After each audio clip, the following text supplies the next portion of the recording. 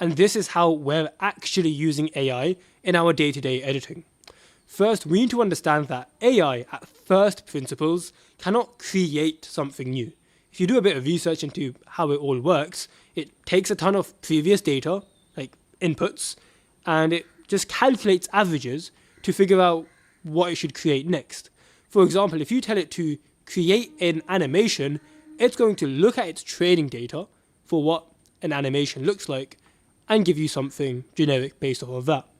And this is where the whole AI slop thing comes about. The reason AI video generally looks like slop is because if you don't prompt it right, it's just going to give you an amalgamation, a mix of basically everything that it's ever been trained on.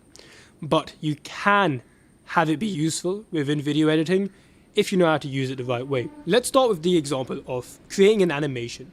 If you want to automate animation, instead of just telling AI, create me a good animation, we need to actually define what those terms mean. Because AI doesn't know what good looks like. AI doesn't know what animation is or looks like. We have to actually define those things.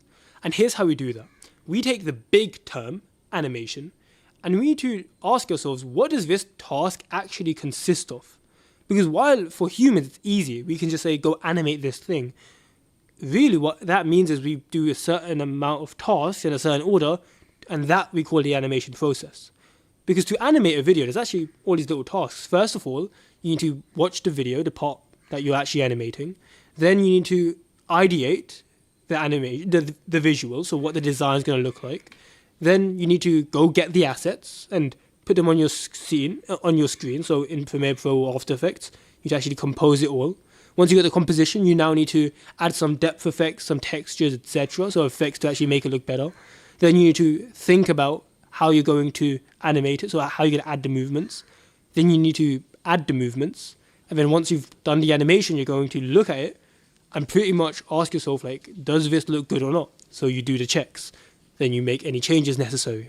So as a human, we say animating, but what we really mean is these 6, 7, 8, 9 steps in order, which we bundle up and call animating. So when we're teaching an AI, we're going to need to do the exact same thing.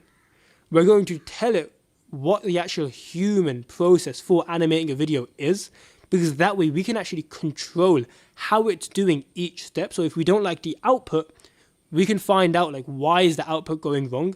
It's because it's messing up in one of these steps.